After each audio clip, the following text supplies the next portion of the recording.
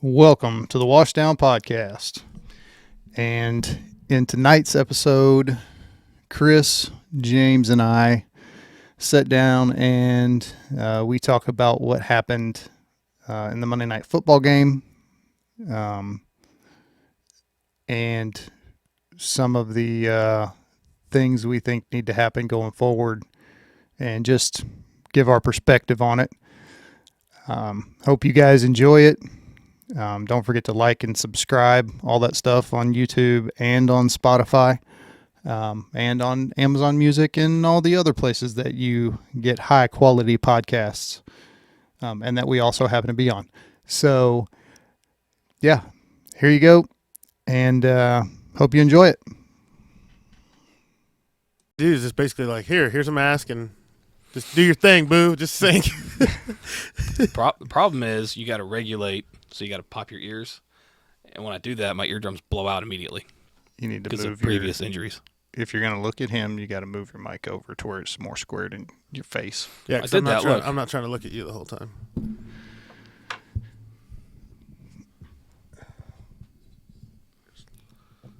See, this is what happens when we bring guests on.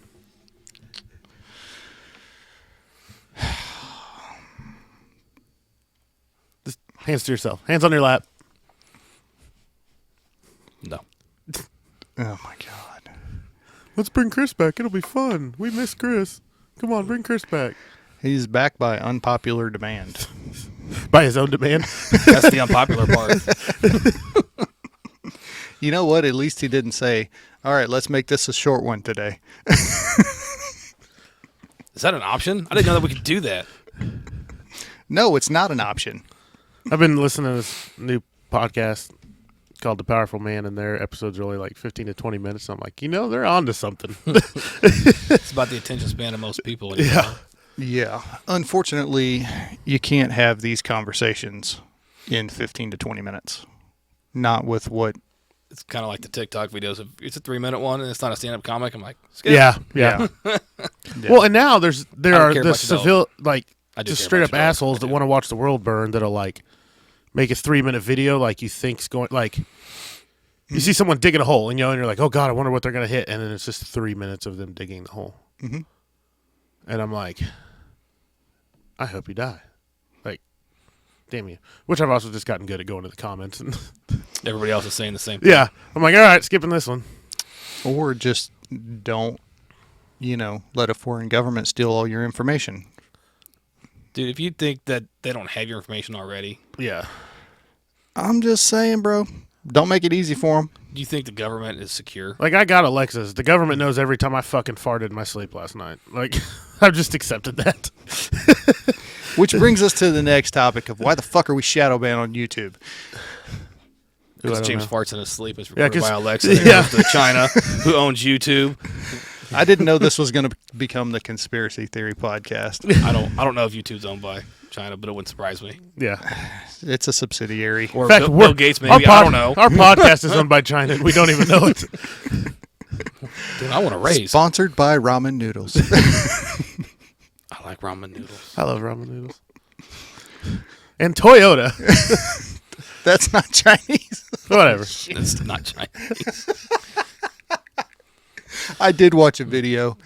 Does China make a car? Yes, they do. They make a bunch of different cars, just like every other country. They like have their what? own Anything cars. here? Like what? No. Nothing that's sold here, though, No. right? So I watched a video the other day of the cheapest pickup truck you can buy. It's a $3,000 electric truck from I've seen China. that. I did see that. Dude from Australia. Yeah. And he's Looks like a DeLorean. He's trying to unbox it. Dude, they made sure that motherfucker was boxed. Let's just say that. He had to, it didn't even have enough power because it came in, a plywood box and then had, metal framing around it. Well, once you get all the plywood off, it's sitting, the wheels end up down in between the bars of the metal. Mm-hmm. Didn't have enough power to drive up over the bars to drive out. Didn't he use his tractor to pull it? No, he actually had to jack it up and half-ass redneck some ramps to back it up, and then almost backed into a fucking tree because he didn't have room. He had it dropped in his backyard and backed it up to the point where he could get it to the tree, and then had to do another ramp to kind of go over the side and around and drive it around. Yeah. That sounds like some Ginger Billy stuff. Pass. Love that guy. All right, so we're talking about sports. I thought we were talking about China, but the funny thing is they're probably the same if it's the NBA. Yeah. Absolutely. Fuck the NBA. That's right, I said it. Oh, Adam Silver's coming to you. He can eat a dick. I don't care. NFL. It's not basketball anymore. Sports. NFL. My Facebook feed, I'm sure probably same as yours, Chris, not Jeremy because he's fucking lame and doesn't have one. Yep. He's a spy. He doesn't have Facebook. Has been Wouldn't a good spy have Facebook? I literally leave mine logged in for him. I'm like, hey, just do whatever. No. Okay. No, it's not on this computer. And last time you left it logged in, I just see a whole bunch of messages, bing, bing, bing, bing, bing, bing, bing, all the fucking time. No.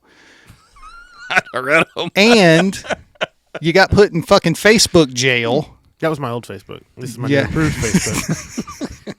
So having it logged in for me was completely fucking useless. It's not my fault. You can still read the feed if you're in jail, can't you? Yeah. You just can't do anything. It's like you get to look at the world, you just don't get to interact You can't participate. Oh, so it's like me normally on Facebook. I'm just like, whatever. I don't interact with things. I've actually backed.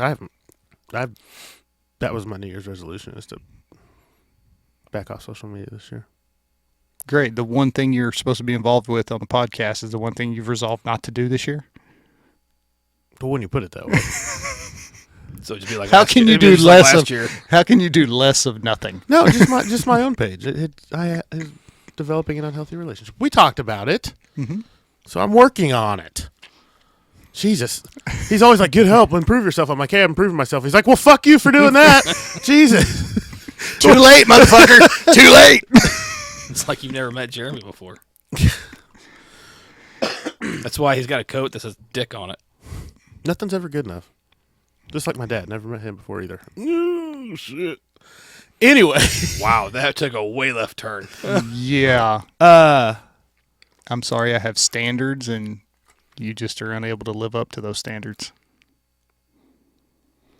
I'm fine not, aren't you, Chris? That's something really mean to say, but I don't want to say it. I hate both of you. I don't know why I fucking got a loaner car just to drive up here for this shit. I could have been doing literally anything else.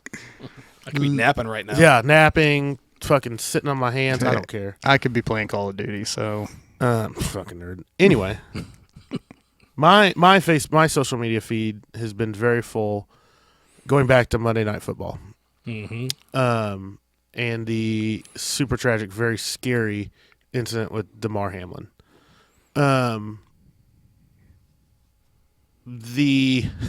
It's funny watching, like, having a bunch of cop and fire and EMS and nurse friends on your feed and just watching the evolution of it. Because at first they were like, well, that's coming a Cordis. And I was like, yeah, probably. And then now we've kind of... See, I went through three of them. That was one. Or a clot. Dissecting aorta because of the sudden stop. Or he might have had a AAA. So any one of those three could have been... But I knew it wasn't a concussion. It didn't look like a concussion or anything like that. But the more information that came out, it led to the...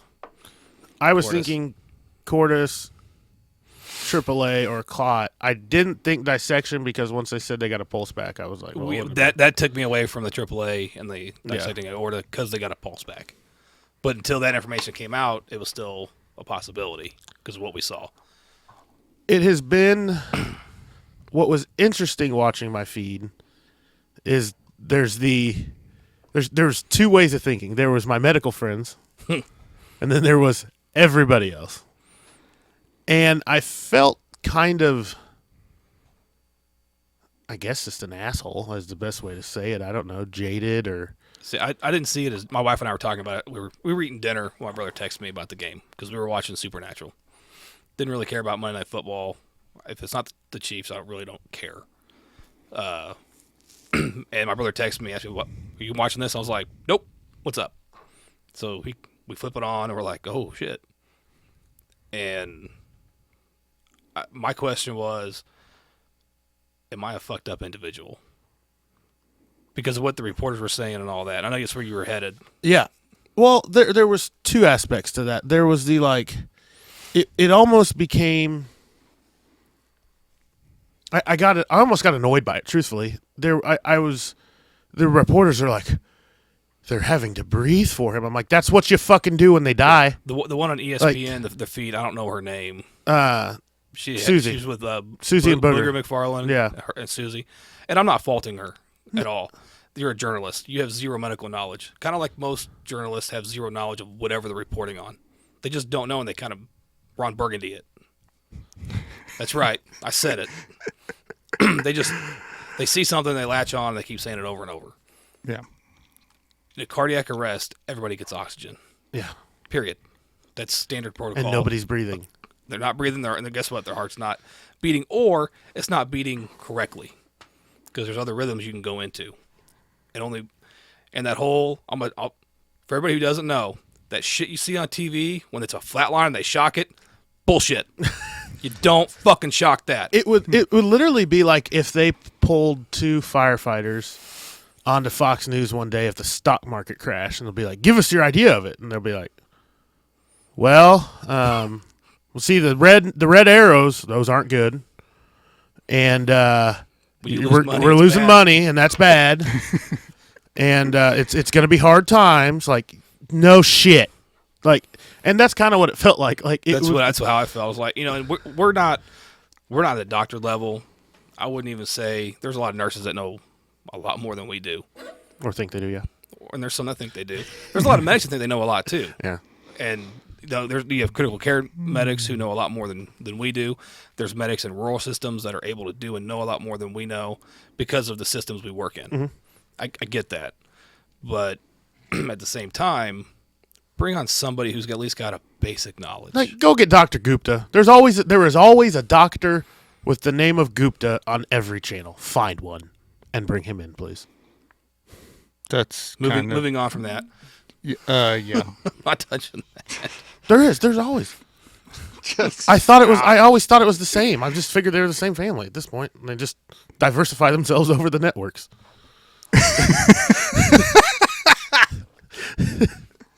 We're getting so canceled. Just like get from that one. It's not even going to be shadow banning at that point. It's just going to be, you're done. You can't say that, man. What? It is. There is. Anyway, so I, unlike the two of you, wasn't watching it, and I didn't get a text about it. I saw it on my news feed. And immediately I thought, okay, it's the Cordis thing. And then as the days progressed and all the talking heads are talking and, they canceled the game and they're so distraught and all that stuff. My thought was, what about the two paramedics that just did CPR in front of a live studio audience, people? And 75,000 people. And it got a code save. Yeah. Jam up job. Yeah. What did they do? Did they get to, go home? No, they probably went back to work and ran another one within an hour. So I wonder if they do it like we do when we work out. If there were standby or something like that. So you work your 8 to 12 hour shift. Still, they weren't off duty. No, they were. So it's that on duty, off duty thing, right? But you get my point of nobody's mentioned them. And I even saw the counter argument to that. Someone said, "Well, they're not related to the person they're doing CPR. That's not their family. That's not their brother that they spend days with." And I'm like, "Oh, get the fuck over it." But you know what? Fair argument. But I also know a lot of firefighters that have had to go right back to work after a line of duty death. Mm-hmm. Mm-hmm. Yeah. And that's what we always say and what we hear is that's how you honor someone is by getting back on the rig and doing your job. Yeah. Like there is and so let me be clear. I'm not saying that they shouldn't have canceled the game. They should have canceled the game. They should have canceled the game because they should have done it a hell of a lot quicker too. Those fucking pussies could not have played after that. Now reschedule it for the next fucking day. They're not pussies. Yeah, they'll beat my ass. I might I might want to fight with the kicker. Not Sebastian Janikowski. Maybe now. But so them canceling the game and how long it took, you got to remember there's a lot of moving parts. Also, too, I think they canceled it a lot longer. I think they canceled it earlier before it was released. Because it was like 20 minutes when they started breaking down the equipment. Before then, they were like... Yeah. So there was that point where maybe we're going to continue. We don't know yet, so might as well be prepared. But anyway, but this also brings up another point for me. So this happened to an NFL player on live TV. It's been all over the news. This also happened a few years ago to a Little League pitcher, and he fucking died. That wasn't in the news for more than 10 seconds. What I think I've been trying to at least portray in talks I've had with my grandpa and friends about this is like it's not a, to me this is not a, well, firefighters have it worse. It's not a we have it worse, or law enforcement or nurses or whoever it may be. It's not a matter of God, well, we have it worse, pay attention to us. It's not a matter of that. But what I've noticed it truly doing is just bringing to light a lot of important topics. Everything from early CPR and early oxygenation to the skill set that paramedics actually have, which I think goes underlooked sometimes, of what their roles and responsibilities actually are and what they can do, which is treat a cardiac arrest and a code save. I actually commend them for working it there, like realizing that moving the patient and early CPR and consistent CPR. I had family ask me about that. How come they were doing it right there and then throw them in the ambulance and leave and all that? So I'm like, there's a lot to it.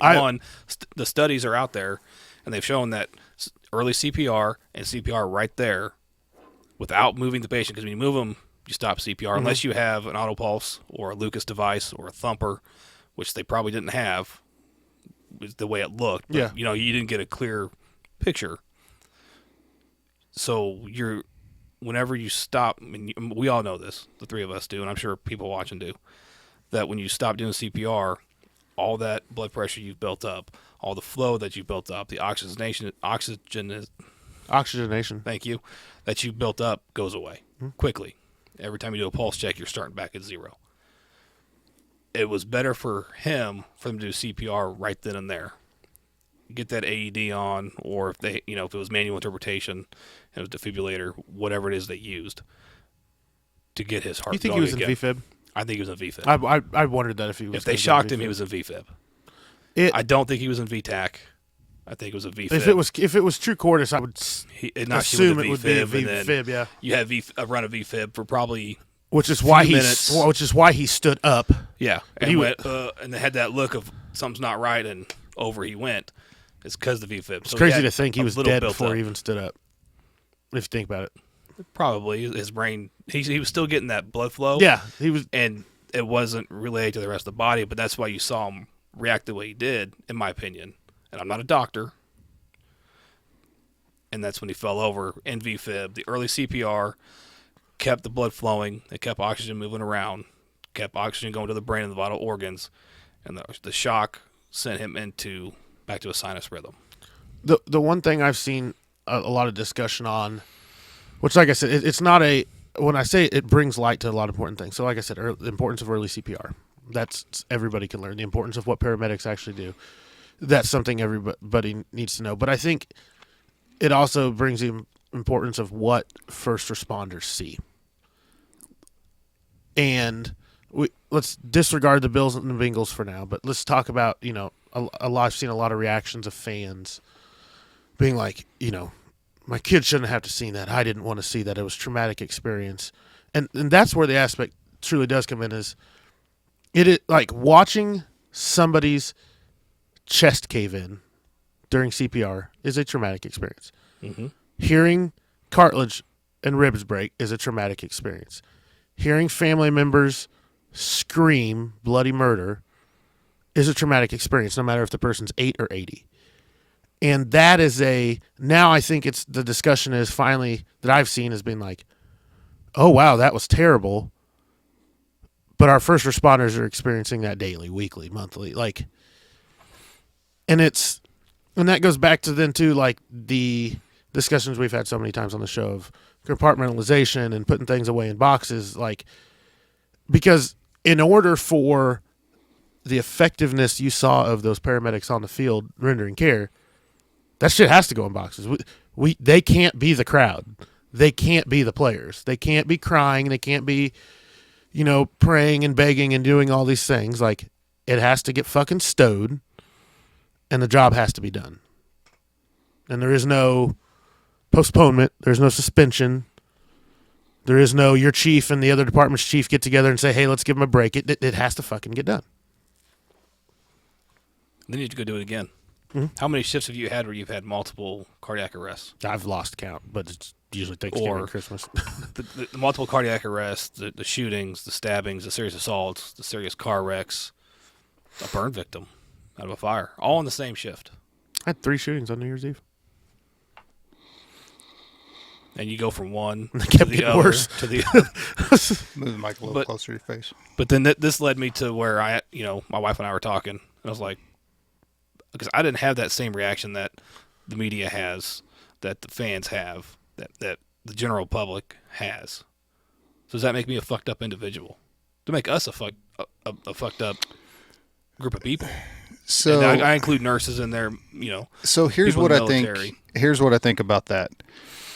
No, I think what it makes you is an individual or a group of individuals who have a knowledge of what's actually taking place. Because a lot of that fear and anxiety and that general feeling or whatever that a lot of people have expressed, and the trauma per se, is because they don't know what's happening. And it is relative to them. Yeah. So we talked about that. We talked about knowledge gap, right? Of, let's say you spend your whole career on a truck, and then all of a sudden you're supposed to be on a pumper. You don't know what the fuck you're doing. I mean, you got a general kind of idea. You've seen it done. You've seen it done, but you haven't done it. I mean, and it's like a better example would be, okay, James, let's go fly a helicopter right now. We are so fucking passionate. Yeah. We wouldn't even get it off the ground because we don't know how to do it.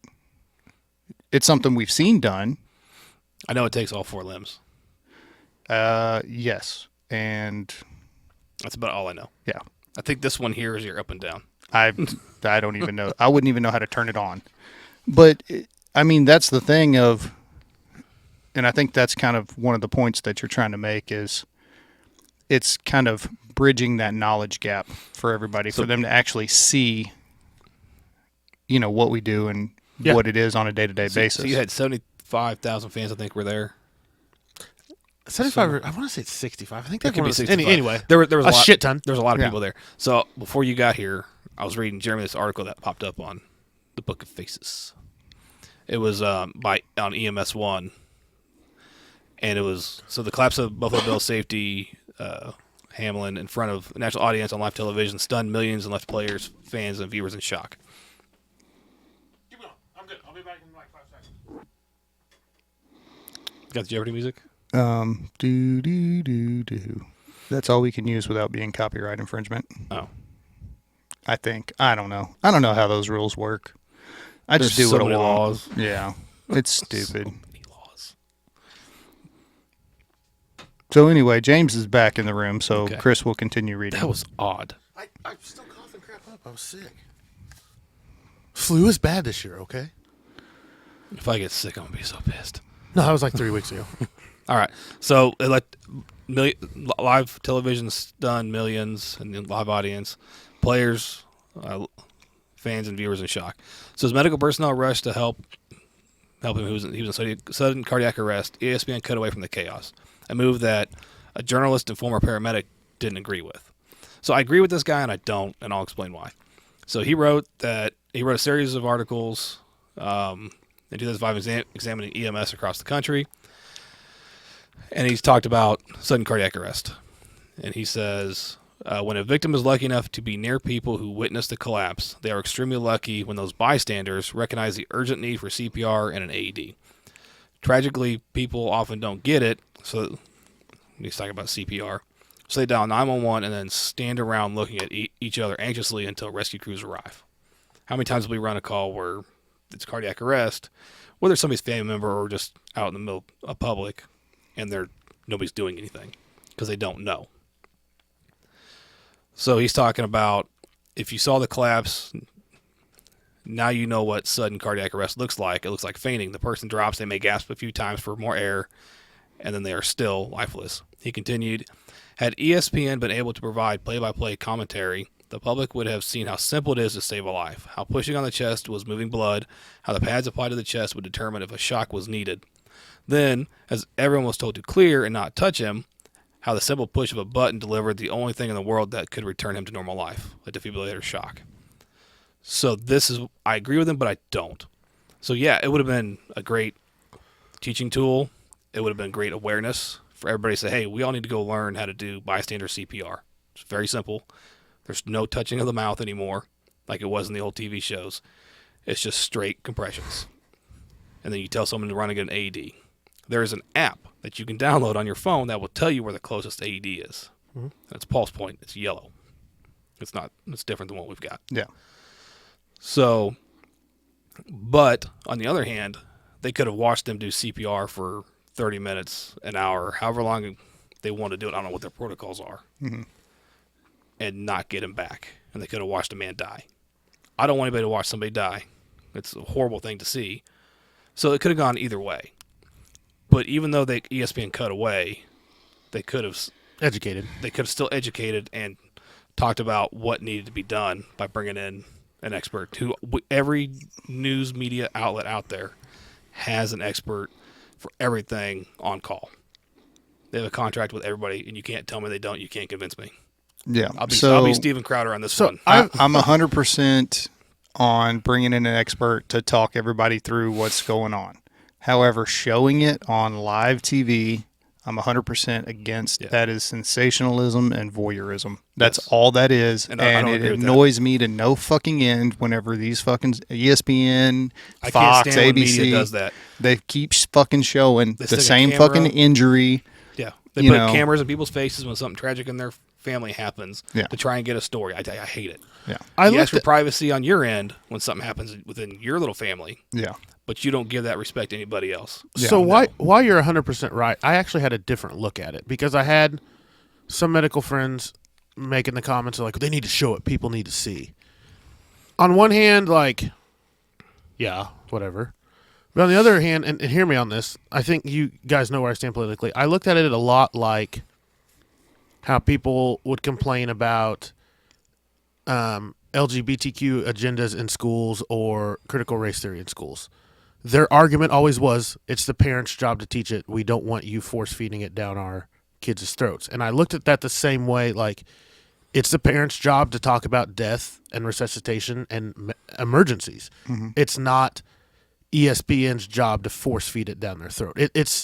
We can't, like, and some of those people were the same ones complaining about that, like, with their political views. And to me, it's all kind of the same.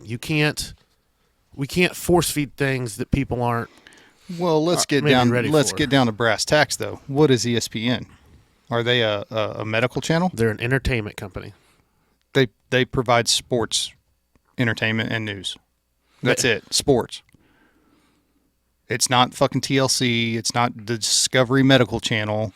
No, but I think so because of what happened. It happened live on TV while they were broadcasting the game on multiple channels. Multiple ESPN channels and even local channels. Yeah.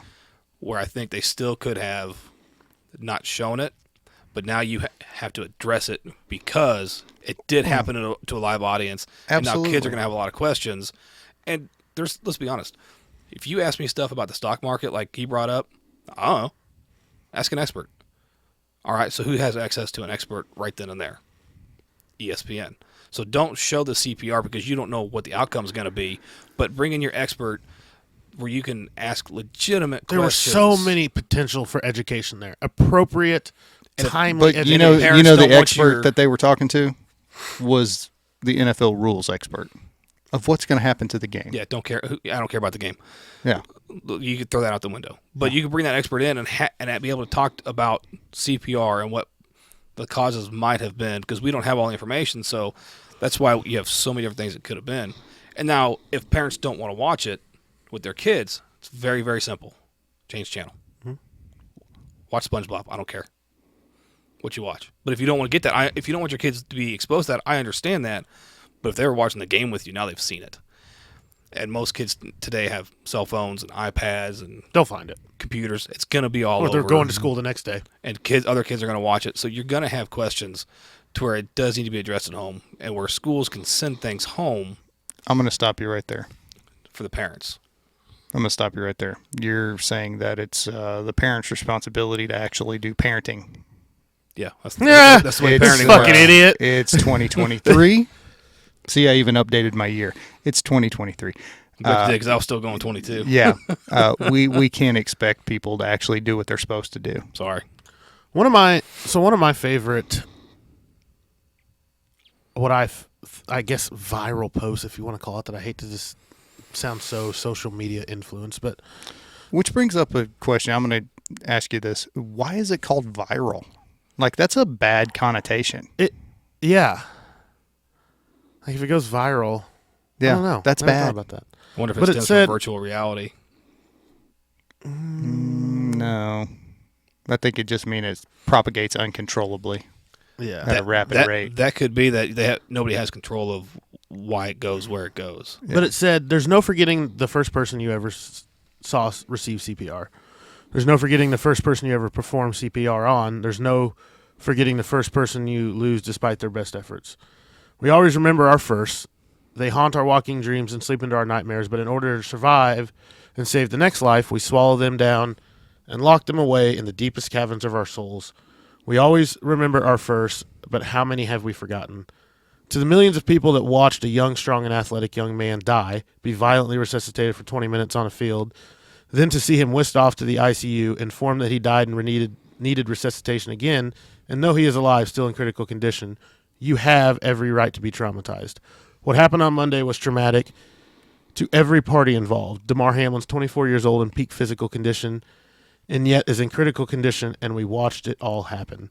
Just remember that every day in the field and in hospitals all over the world, this scenario happens multiple times a day, sometimes to the same person. These people that perform these valiant efforts to save a life feel the same trauma, sadness, and disbelief as all of those feeling it over Damar Hamlin. Our feelings are what's that word? Exponentially? With the past tense version of it. I can never say it. I don't know. I'd have to say Exponented to the point of numbness, disassociation, and really dark humor, which are all really just mechanisms and survival of coping. In the shock and horror of events at the Bills-Bengals game that have you shook up, please find your closest healthcare worker and give them a big hug, and it goes on and on. Everything that person said was right. What I'm looking for now is what's next, right? I don't want a stupid rule of like we can't hit players in the chest now. I'm not looking for that. But what is the NFL going to do to improve community improvement? We hear it all the time, all the bullshit they do. So what's the NFL going to do to improve the community? So here's my question. Why do they have to do anything? This has happened one time in a league that's been, they're 100 years old? Or pushing 100 years old? Yeah. One time. I think it was 1971. So what I read. A player died. Well, a player died, but it wasn't from that. I'll else. answer your question of why they need to. Is because I'm not talking for player safety. I'm talking for community awareness. If the NFL gives a shit, at this point, the NFL should be spearheading hands-only CPR and AEDs in lower-income communities, CPR classes in low-income communities, and the NFL Players Association, who are our union brothers, should step up and start advocating nationwide for low staffing and low pay for their fellow union brothers that saved their union brother's life. That's what needs to happen. That's the reality of it. I want to see people's money where their mouth is now. We saw what cardiac people now have woke up to what cardiac arrest is. They woke up to how it happened to anybody. They woke up to what paramedics do and the importance of healthcare workers. how are you going to advocate for them because they have desperately been needed advocation for the last 3 years, and even longer than that. But people have an AD costs for a business to have. I don't know. They're about $5,000 a piece. Yeah, they're not cheap. But NFL ain't broke. Well, and they're no. 501(c)(3). That got revoked. Good. Several years ago, actually. Have people really woken up though? That's my question. Or is this going to be gone in a week? I don't think they can. As soon as he gets out of the hospital, it'll be like, hey, he's back. Great. No, and here's and this is fucked up to say, but here's why I don't think it's going away. The focus is going to stay on the players. See, I think this is monumental for the NFL. And I'm not saying in their timeline, because now what the reality of it is, we're talking about the first ever cancellation, like straight up cancellation of a game because of something like that. We're talking about implications of playoffs down the road. Damar Hamlin's name will be in every other sentence of every broadcast until the Super Bowl is over, because his cardiac arrest is having ripple effects all the way down the road, not necessarily in healthcare, but just in the grand scheme of things. Right. But again, that's focused on the NFL. That's not everything that you just said about hands-only CPR and them spearheading that and all that stuff. See how you've switched and talked about how it's having ripple effects in the NFL? But what I'm saying is, as long as his name is in the forefront, that's my hope, is as long as his name is in the forefront, what happened to him is as well, and how we can educate and learn from it. Like, I'm sorry, you can't fucking tell me, like, the NFL has one move, and that's to thank the first responders for what they did and ask them what they can do for them and the communities they serve. Dude, if they were just doing their job, that's what they get paid for. If you want to fucking go in and fucking give out flag football lessons in underprivileged communities and minority communities, give them what they really, really need. Proper access to health care, good medical resources, good medical education. That's what they need. That's how communities flourish. It's not through playgrounds and flag football. And we have seen time after time the epidemic of the lack of ability for healthcare and the lack of education for the importance of proper healthcare in our underprivileged and minority communities and urban areas. I don't think it's limited to those communities, though, James. No, but they're the ones greatest impacted by it. Yes and no. I mean, the district that I work in has the wealthiest of the wealthiest and the poorest of the poor. And I see a lot of the same problems on both sides of the street. And a lot of it is lack of knowledge. So I don't think more knowledge for everybody is a bad thing. I'll agree with you on that. So, but that's the NFL has a very large reach and a very large audience, to where if they put out the education the right way, and the NFL can market it the right way because they're very good at marketing, you would reach pretty much everybody in the country and overseas, because there's a lot of NFL fans in other countries. And they need the education too. It's a worldwide education. Absolutely. CPR is not political. It's not religious. It's not income based. It's not race based. It's not race based. There is no. Okay, I'm going to stop you guys right here. Everything is political. Okay. It's 2023. Get on board, fellas. I think if you went to the chambers and asked Congress, is CPR a good thing, you're going to get hands on both sides of the aisle. Yeah, and then ask them to do something about it. And then hands will go down. Yeah. But, like, and that's the thing. I've become, like, I get the NFL, like, this is fresh. This is 4 days old. There's a lot. They have groups working on how to unfuck the playoff schedule and seeding that brought on. But there damn well better be a group moving forward for this. There's no reason not to. No, I 100% agree. I think it's especially if he would have died in vain if they didn't educate. I think they have a very big opportunity to do something that would positively impact not only this country but the world. as you guys have pointed out. My question is, are they going to? Because they've shown time and time again that they we're talking about the same NFL that wanted these guys to play 5 minutes after. Yeah. Their so, which I read an article about that. I don't know if they wanted to. Nobody knew. So you're like, so okay, the executive vice president of the NFL gave an interview last night or today sometime, and I read the article of it, and he said, I don't know where they got that from. He goes, but that was not, it was never an option. Like I was in constant communication with the referee and the commissioner, and what we were talking about was giving the coaches enough time in the locker rooms to talk to the players. He goes, continuing the game wasn't even a conversation. Like that was, I don't know where ESPN got that from. Because they put the graphic on the screen. They did. They were like 5 minutes. Well, you saw Joe Burrow warming up. Yeah. Yeah. So you saw Stephon Diggs trying to rally the guys, which I'm like, the fuck you didn't say. I think it was the telephone game. I think that's what we saw was the telephone game. So the NFL wanted to give the coaches time with their team, but we got to make a decision. So go talk to your team and see what they want to do. We want to cancel the game. Would be my guess is kind of how that conversation went. Yeah. And ESPN caught wind of a little bit from, Billy Bob's cousin, uncle's wife. Yeah. And it's like, oh, they got 5 minutes, they're going to play again. Yeah. And that they ran with it because you got to be first. Well, that was their NFL rules analyst, whatever the fuck his name was saying that they could delay it 5 minutes and then they had to start I'll tell you exactly where I think it came from, because everything those guys get upstairs is from the guy on the field. The dude in the blue jumpsuit with the orange glove. He's the one doing all the communicating upstairs. I guarantee you, league said, all right, 5 minutes to warm up. And he said, okay, hey, guys, we've got 5 minutes to warm up. Here's what we're going to do. And then the graphic came on the screen. It wasn't until the Bengals head coach walked across the field and goes, go fuck yourselves. Like, and it could be that way, too. We don't know. We weren't Here's the thing. The NFL has shown, and now all of a sudden we're a sports podcast.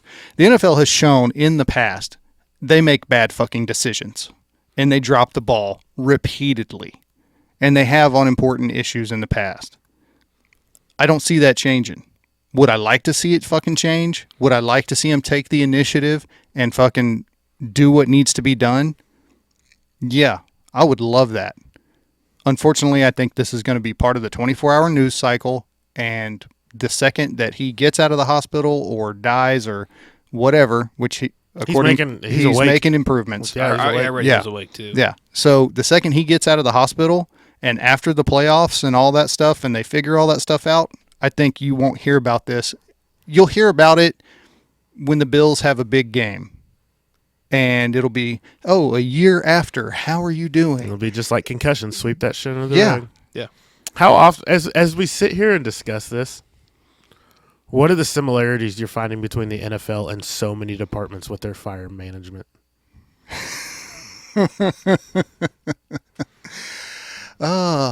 Yeah. That's why I had this shit-eating grin on my face. I'm just like, they are fucking hand in hand. Yeah. It's more about optics than it is about anything else. It's not about the reality of what's going on. How do we keep the product going? How do we keep the players on the field? How do we keep the rigs pulling out of the stations? Mm-hmm.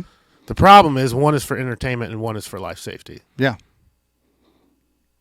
Yeah, that is the fucking problem. Because guess what? We're short-staffed. Everybody's fucking short-staffed. And everybody, nationwide. Everybody's underpaid. Yeah. And guess what? People aren't applying. I don't care what you read in the fucking news. Nobody wants this fucking job. It's just the irony. I don't even know it's irony. Just the image of the $60,000 a year person, probably $40,000 a year person, being cool, calm, and collected while saving the life of a multi-millionaire while other multi-millionaires run away and cry is about as ironic as it gets. I think that was an appropriate reaction from guys who don't know what's going on.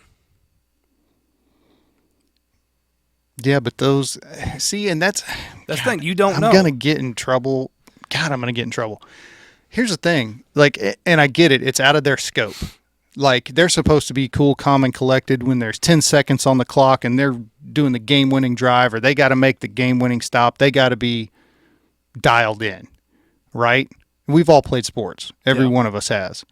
And you have to be calm. You can't freak the fuck out. It's different.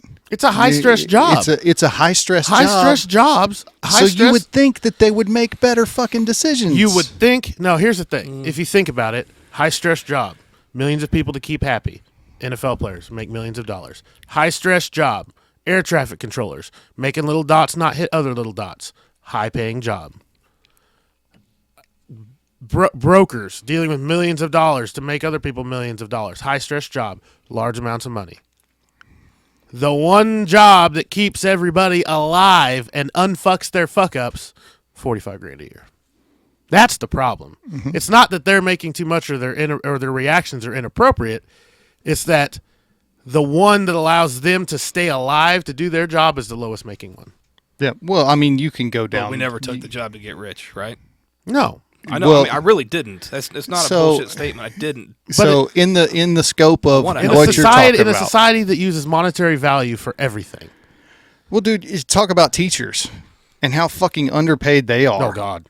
And the importance educating the society. Yeah. Keeping it alive and educating it, the two most important things. Yeah. Whenever I was in school, elementary, high school, back home in Louisiana, the average teacher's salary in Louisiana was below the national poverty line. Like, they literally qualify for welfare. Now, it's gotten a little better, but most of they're at the poverty line. Yeah. Most of the people that I know that went on to become teachers, they did in Louisiana, we had a TOPS program, and if you did an education degree, you could get college paid for. Then you had to agree to work in the state of Louisiana as a teacher for like 3 years or whatever. So they did their 3 years, and then moved across state lines, 15 minutes to Texas, and made twice as much money. How is that okay? Everything's better in Texas, Jeremy. But I mean, how is it okay that we're paying teachers that little? How is it okay that we're paying cops as little as we're paying them? Or firefighters and EMTs, where you talk about a primary care fucking doctor who has to look everything up on Google Med, and they're going to make $1 million a year. It's funny. You're like, hey, hello, group of people. Would you please feed us, educate us, keep us alive, and keep us safe? Yeah, we'll do that. But fuck off. We ain't paying you for it. Yeah. Oh. But we appreciate you. Yeah. And we'll send you cards and cookies. Yeah. And when your life goes down the shitter from all the trauma that you've seen, well, you knew what you were signing up for. We told you what was going to happen. Yeah. And, there's treatment centers you can go to, but you have to pay for those out of your own pocket. And you got to wait. And you got to wait. Well, how long do I have to wait? It could be 6 months, could be a year. Great. I had a short wait. I booked my therapist back in November. Mm-hmm. I just saw her yesterday. And she said, wow, I was able to get you in fast. That's not fucking good. No. Well, and you want to talk about another group of people who are overworked and underpaid? Therapists, especially therapists who deal with our dumb asses. They are severely overworked and underpaid. There is no taking away from the civilians and the non-medical personnel and their trauma. They saw what they saw. They reacted how they reacted to it based off their own upbringing and their own upraising. There's nothing wrong with that. No, everything absolutely. is relative. Yeah. We, as a society, now have to have this conversation. It is September 11th exposed what we do. Monday night exposed what we see. And we have to react accordingly to it. So, and let me ask you this question. Do you think anybody outside of this room and outside of the people that we know that are in this field are having this conversation? You think the NFL's having this conversation? I would pray they are, but I don't think so. Or I don't think so either. Or some marketing intern has it written down on a piece of paper to bring up as an idea that's probably going to get swatted down. And at that point, then, it even goes, to me, it's past the NFL and it goes to the NFLPA. They are union brothers. They need to step up.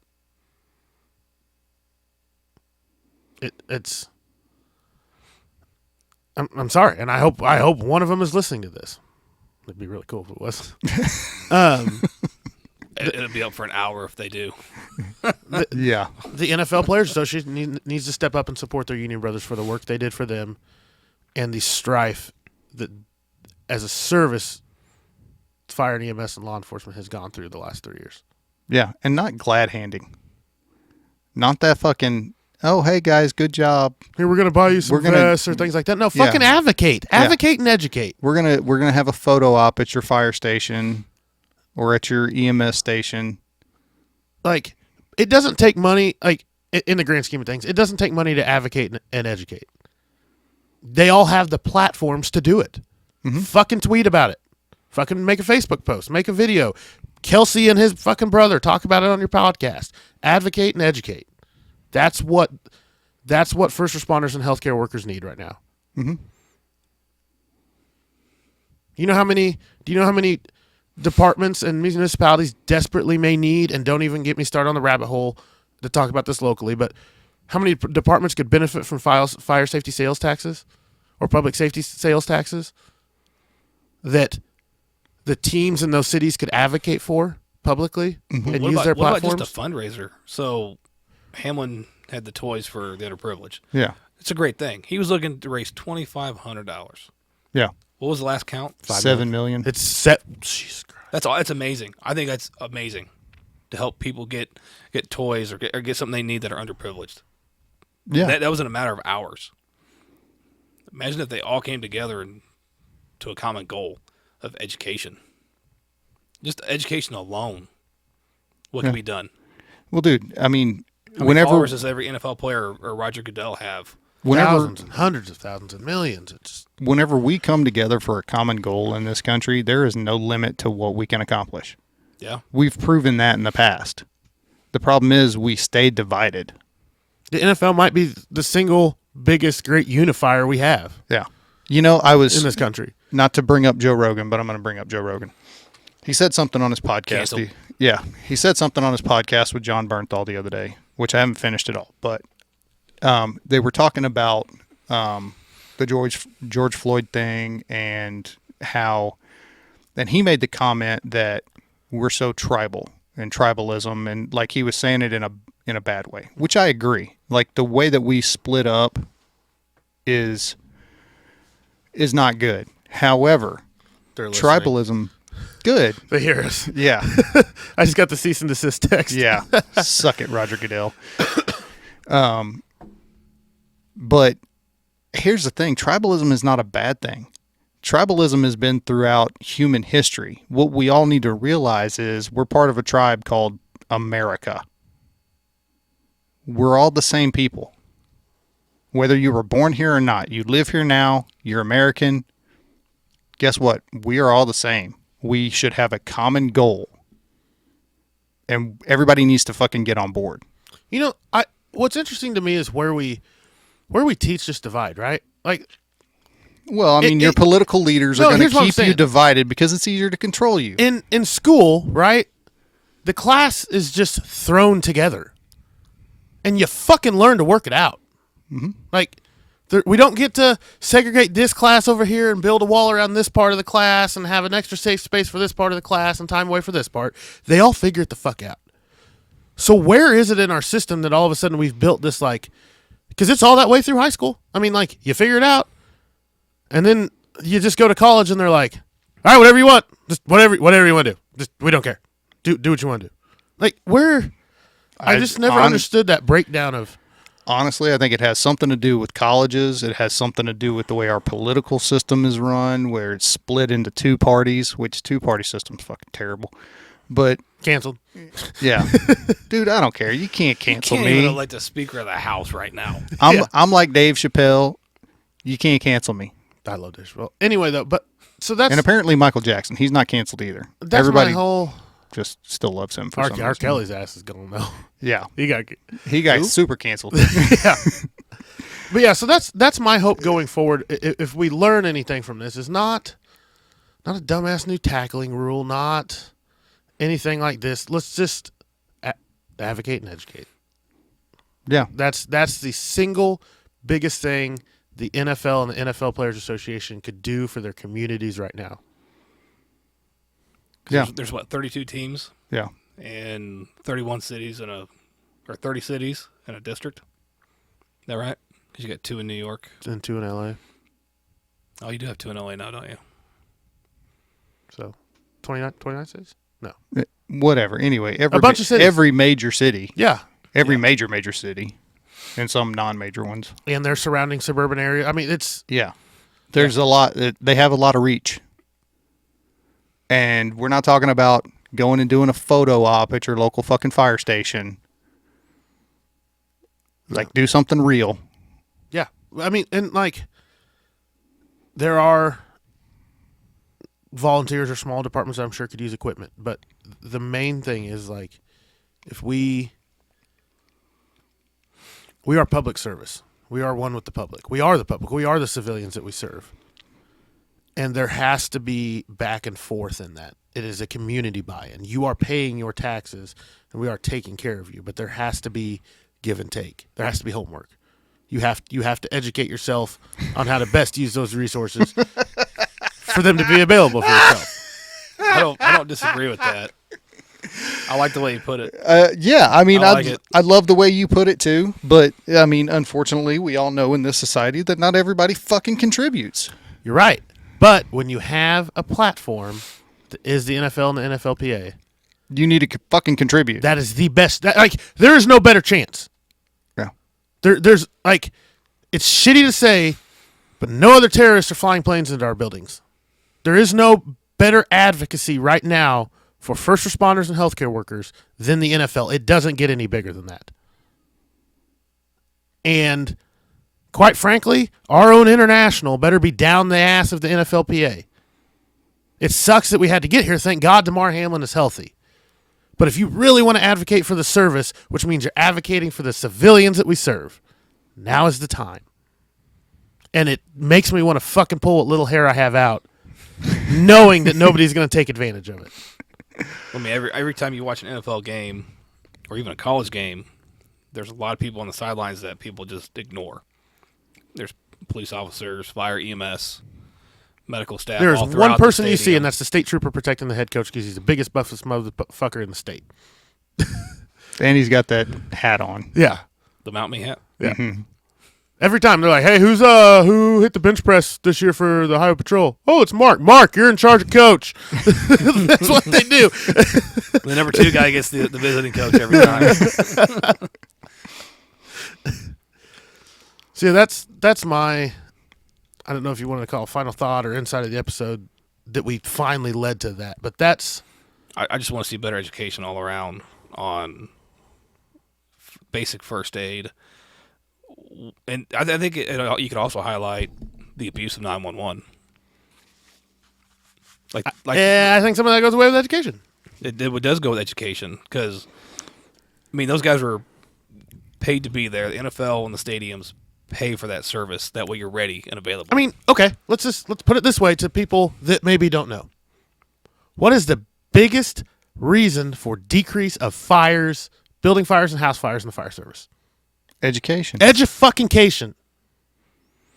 And smoke alarms. Education and AEDs. Like smoke alarms, you know what I mean? Fire deaths significantly. Like 95%. That's why do we not run a lot of house fires anymore? Because we've educated the public on how to be safe. And we've changed building codes. We've set codes. We've done all this, and it worked. But yet as a country, and this goes for every aspect of healthcare, we're like, oh, man, fires are a problem. We should do something about that. All right, let's educate people. Okay. Oh, shit, it worked. Man, our healthcare system is taxed. What should we do about it? Create a pain scale. What? Yeah. Fucking what? Yeah. Well, no, it's always somebody else will do something about it. It's like the fucking video I posted the other day about mental health. About don't wait on somebody else to fix your fucking mental health.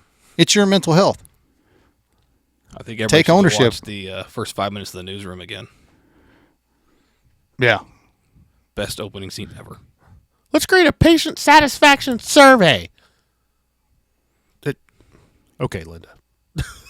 Yeah. I'll give you a perfect example. Our city was number 2 in the nation in our cardiac arrest save rate. That was when we changed our protocol and went to hands-only CPR, continuous compressions, and passive ventilation. And we had the second greatest save rate in the country. Guess who had the first? King County, Seattle. Did they change their protocol? No. They changed their education standard. They taught hands-only CPR classes all throughout their metropolitan areas. They put AEDs in every building that wanted it, every city bus that wanted it, and guess fucking what? No matter how much you change your protocol, no matter how much you change the newest, fanciest equipment, education will always win. Because when you have the public buy-in, everybody's bought in. It's that simple. The data shows it. Yeah. Well, it comes down to taking a little bit of responsibility for yourself and your community. So many people are worried about liability and being sued for doing something that the Good Samaritan Act. I was getting there. Yeah. He was on fire, so I shot him. I was being a Good Samaritan. All right, Yellowstone. So he didn't spread to the other building. He was running towards more people on fire, and I was worried about him, so I shot him. Anyway, back to our dark humor and how we deal with the stuff we see. And yeah. No, but I mean, that goes along with, I mean, I hate to go down the preparedness rabbit hole and be your own first responder and all that shit, but you have to be. Because look, I mean, when you call 911 and you need a cop or a firefighter or an EMT or a paramedic, guess what? Or a taxi. Yeah. It's going to take a little while for them to get there. So you can either A, sit there with your thumb up your ass and do fuck all and potentially bleed out or let your mom who's having a heart attack fucking die for the 7 to 8 to 9, 10 minutes that it's going to take an ambulance to get there. Or you could maybe do some hands-only CPR and potentially save her life. The public would be shocked by the amount of times people refuse to do CPR out of fear for their loved ones. I see it. How many times have we ran codes and we see it in the notes? Family refusing to do CPR. Mm-hmm. Yeah. The public they would fucking have a coronary if they truly saw the data on that. Yeah. Well, then you talk about the time it takes for people to get there, and I've seen reports in the news about response times, and nationally, but they don't talk about why. Yeah. And the real reasons why. And staffing is part of it. That is part of it. But the call volume. Mm-hmm. But they don't talk about the makeup of that call volume. And how many of those calls we don't need to run. Sorry, Linda. It took us, we had to come from a neighboring jurisdiction because your neighbor here called for a headache. Yeah. Or toe pain. Or my tooth is infected. Yeah. Yeah. And or I just need a ride to my doctor's appointment. And we don't have the ability to say, hey, Bob, go fuck yourself. We're going over to your neighbor Linda's house. We don't get to say that. No. And the public has no idea. It's our own fault. It is. It's department's That's the fire service. It's department's own fault. What does every department have now? What does every department have? A social media team, or guy, or gal, or they them. They all have a social media individual. We've got a social media individual for this podcast, so don't draw comparisons to fire service. What? Because they do fuck all the same. But what I'm saying is, you see the ones that are good. Mm-hmm. Like, we're lucky to have one locally. Lawrence PD has one of the best social media persons I've ever seen. Their Twitter is fucking hilarious. Like, it's doable. Like, it's doable. You know, they could have the guy that says, hey, clean your windshield before you drive in the snow. Or you could have the Lawrence guy that says, you don't drive a tank. Don't just clear a porthole. You're not tank commander. Be safe while driving. Like, just, you can make it what you want. And we've seen the departments that do PSAs about pulling to the right or like, we see them. They're there. And if your department isn't doing that, that's on you. Like, if you're sitting in admin or you're sitting in leadership in your department complaining about a problem without addressing it with the public, that's on you. That brings us back to somebody else will do it. It's not my responsibility. We have a station that has a Facebook page with more followers than our entire department. That's a problem. Mm-hmm. Why are they doing as a collective volunteer? Because they're not getting paid to do it. They're doing it amongst themselves. Why are they doing better than people that are actually fucking paid to do it with a budget to do it? That literally means you are doing fuck all.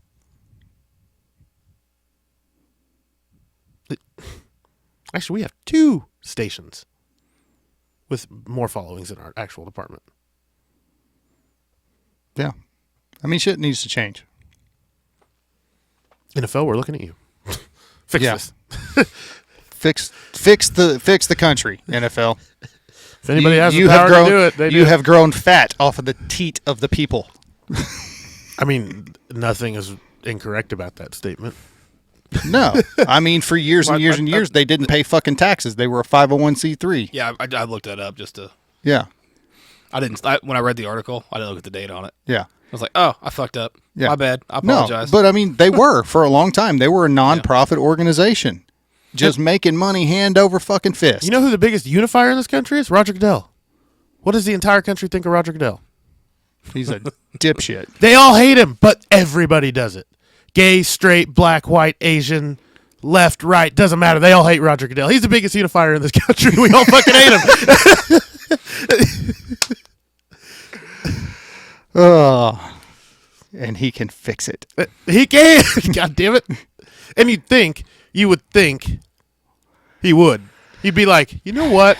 I'm really tired of getting booed for 30 straight times of walking out of the draft. What do I have to do to fix it? You would fucking think he would care. You know what? Maybe he enjoys it and he'll do the old reverse psychology. He'll be like, don't learn CPR. And next thing you know, everybody learns CPR. CPR is stupid. Paramedics suck. Fuck that guy.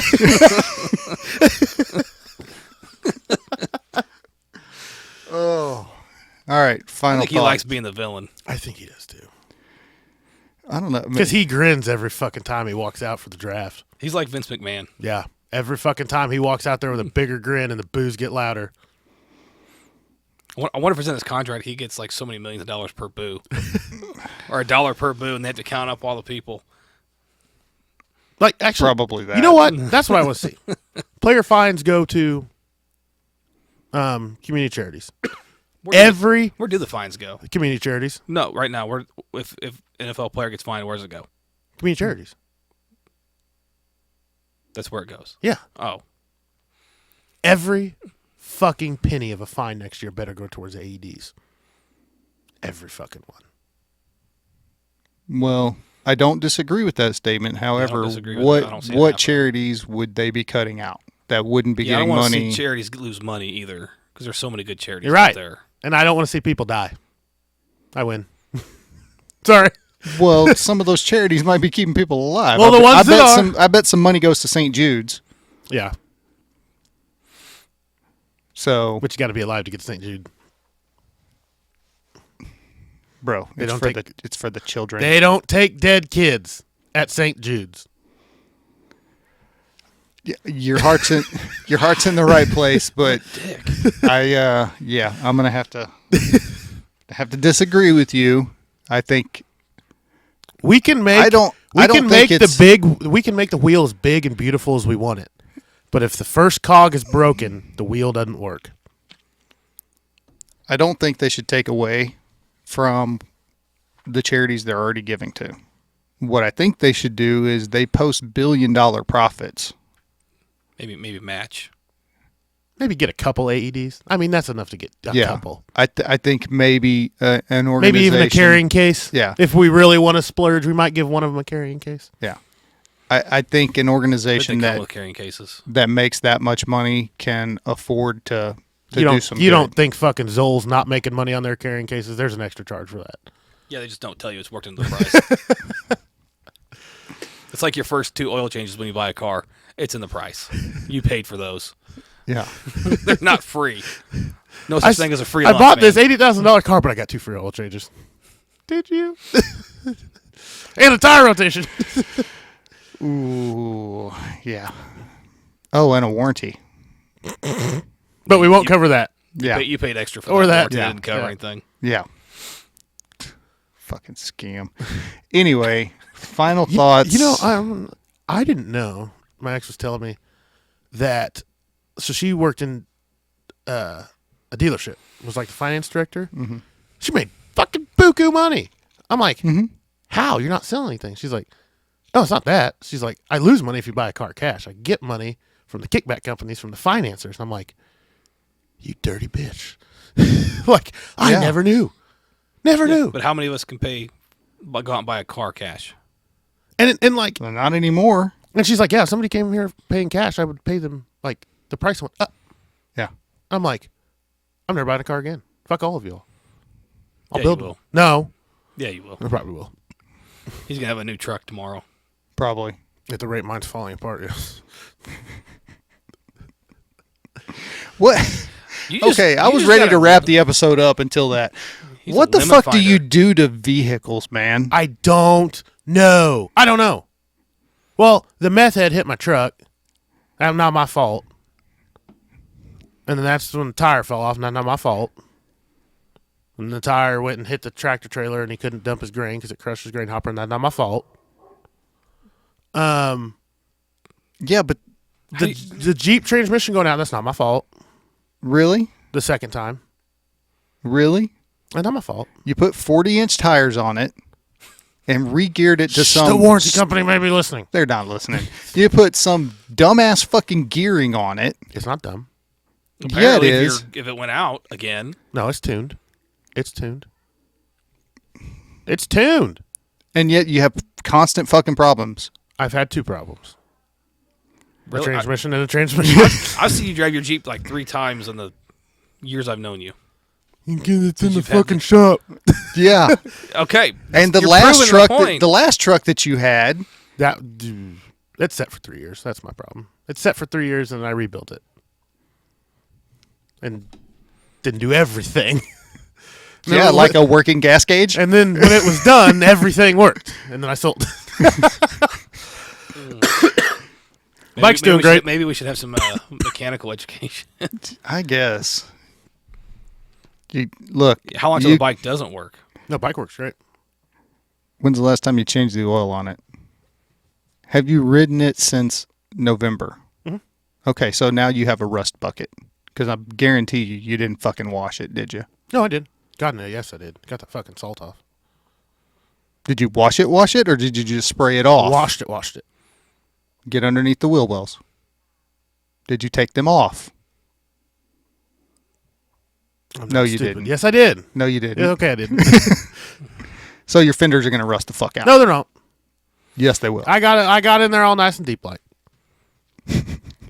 Never have you ever got in there nice and deep like. Anyway, all right, final thoughts. Advocate and educate.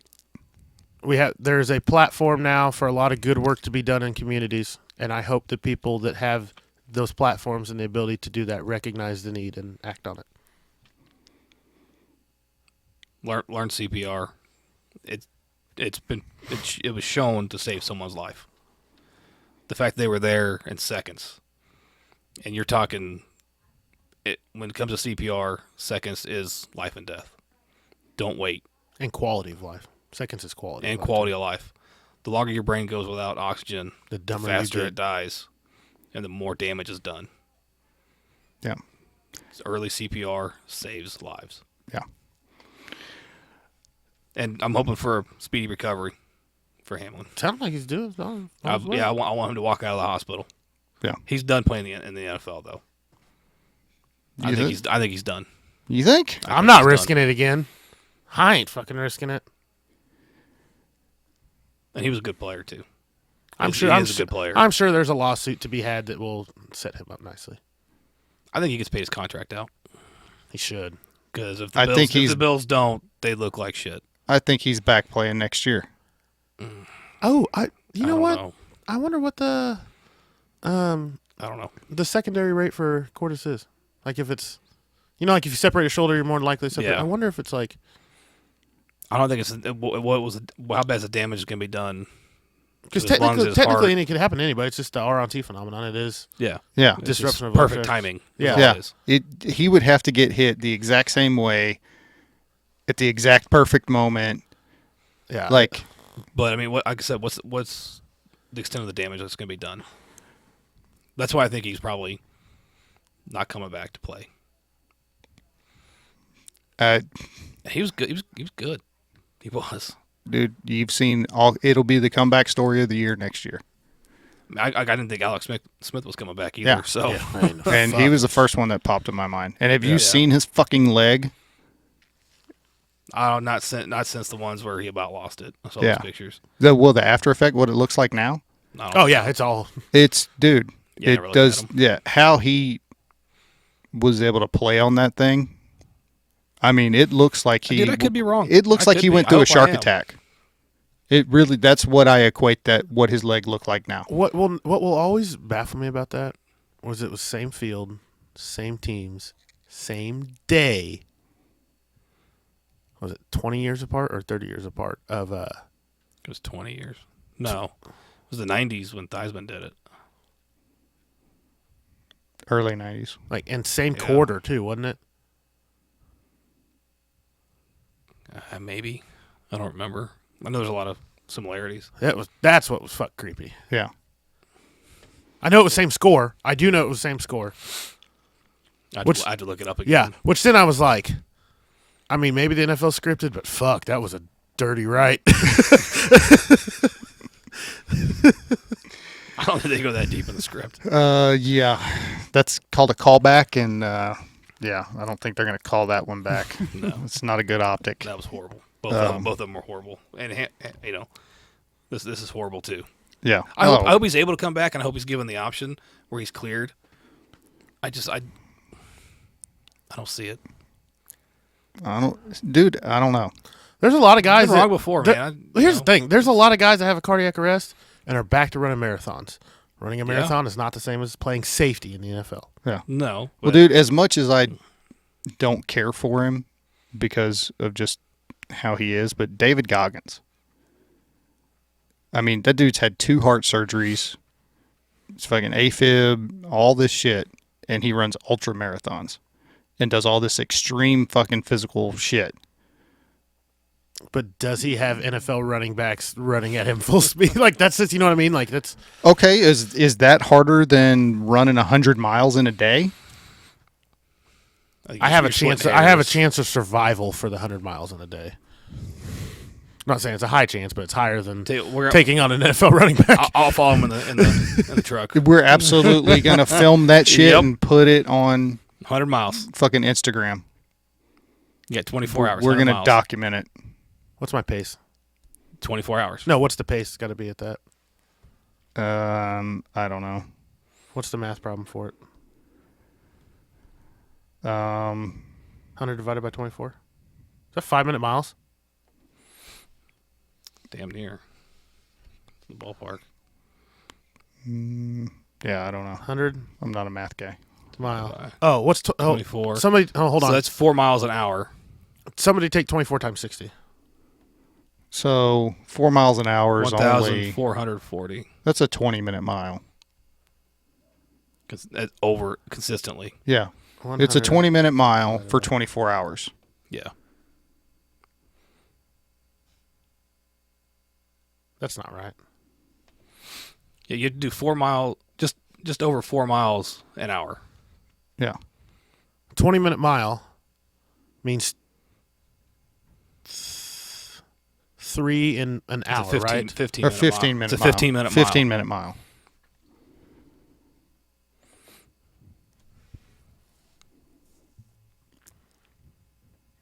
I would almost guarantee you that you can't run a 15-minute mile right now. For 1 mile.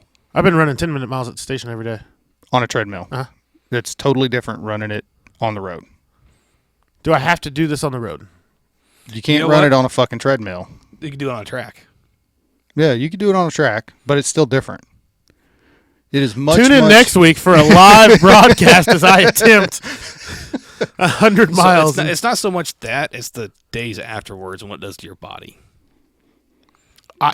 kill me for all I care. I just want to throw middle fingers in your faces as I cross before 24 hours, and after that, if I croak, that's fine. We don't want you to die, man. But I want to prove you wrong. It's not worth more than I care about dying. It's not going to happen. You're not going to do it. So does he have to run, or can he, I just have to complete. I mean, roll 50-minute mile under his own power, not riding something. So that you can walk it, you can run it, you can do a combination of both. But your 2 legs have to get you there. How about we start with a 25 miles in a day? I could walk that. That's walkable. You could walk 50 miles in 24 hours. Let's start small and work your way up to the big one. We'll let you guys know what happens. Yeah. So, anyway. Final thoughts for you? Yeah, final thoughts for me. NFL, NFLPA, get off your ass, do something. Take advantage of, it's horrible as it is to say, this is an opportunity to do some real good and make some real change. So have the balls to do it. Fire departments, police departments, take that same initiative. Don't wait on the fucking NFL and the NFLPA, because there's no guarantee they're going to do anything. So take some initiative. Get out in your own communities and do some good. Teach people hands-only CPR. It is possible. I know everybody's short-staffed. We're all fucking overworked. This might take a little bit off of your plate. A little tiny bit. A teeny tiny bit. Just a smidge. Yeah, but everything fucking helps at this point.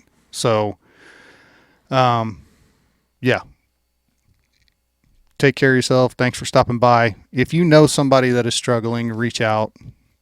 Let them know you care. Let them know there are resources out there. If you are struggling, fucking be self-aware. Take some initiative. Don't wait on somebody to come fucking save you. Take charge of your mental health. You know, we talk about awareness and all that stuff, like I said on the other video, but awareness is only the first step. You actually have to do something. Quit waiting on somebody else. So, thanks for stopping by, and we'll see you next time.